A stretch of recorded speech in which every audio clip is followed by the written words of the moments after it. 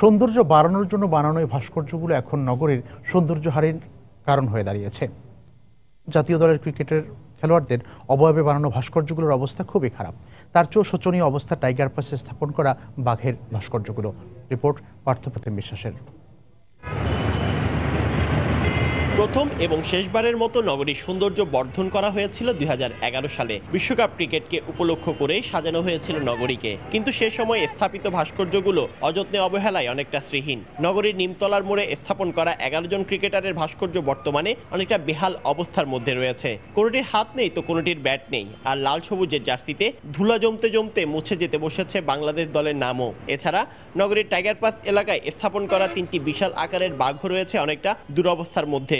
নগরীর প্রবর্তক মোড়, জিএসসি মোড় এবং কাজীরদিয়ারির মোড়ে নির্মাণ করা ফোয়ারাগুলোর এখন আর অস্তিত্ব খুঁজে পাওয়া যায় না। প্লেয়াররা কিন্তু পৃথিবীর মানচিত্রের মধ্যে আমাদের দেশটাকে তুলে ধরেছেন, যেখানে ওদেরকে আমাদের অনেক উপরে স্থান দেওয়া উচিত, সেখানে ওদেরকে আমরা এভাবে অসম্মান করে ফেলে রাখছি। আমরা চাই সিটি কর্পোরেশনের পক্ষ থেকে এগুলা ভালো করে রক্ষণাবেক্ষণ করো, নগরের সৌন্দর্য রক্ষার্থে। যথাযথ রক্ষণাবেক্ষণ ও তদারকির অভাবে এসব স্থাপনা এখন নগরীর সৌন্দর্যহানির কারণ হয়ে দাঁড়িয়েছে বলে মনে করেন এই নগর পরিকল্পনাবিদ। এগুলি সংশোধন তো দূরের কথা, রক্ষণাবেক্ষণও করা হয়নি এবং এটি যা হওয়ার কথা তাই হয়েছে।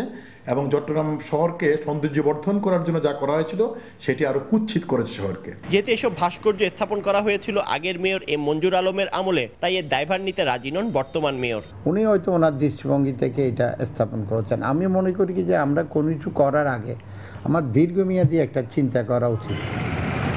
2011 সালে বায়োস্কোপ নামে ঢাকার একটি প্রতিষ্ঠানকে এসব ভাস্কর্যগুলোর নির্মাণ কাজ দেওয়া হয়েছিল, যার অর্থায়ন করেছিল স্থানীয় সরকার মন্ত্রণালয়।